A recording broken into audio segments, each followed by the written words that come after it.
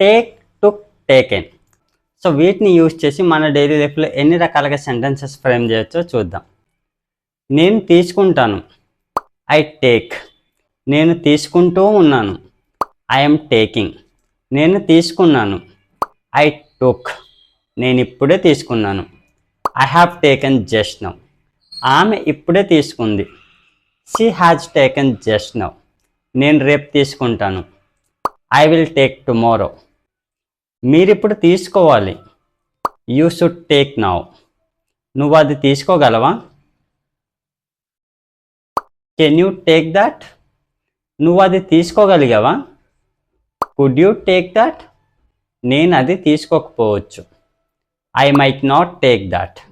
నేను చిన్నప్పుడు డబ్బులు తీసుకునేవాడిని, I use to take money in my childhood. నేను అది తీసుకోవాల్సిన అవసరం లేదు, I don't need to take that. నేను అది తీసుకోవాలనుకుంటున్నాను, I want to take that. నేను అది తీసుకోవాలనుకున్నాను, I wanted to take that.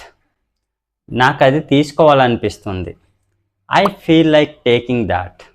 నాకు అది తీసుకోవాలనిపించింది, I felt like taking that. నువ్వు ఇప్పుడు ఏం పంపించాలనుకుంటున్నావు? Comment in the comment box. So take, took, టేకెన్ని యూజ్ చేసి ఇలాంటి సెంటెన్సెస్ సింపుల్గా మాట్లాడవచ్చు.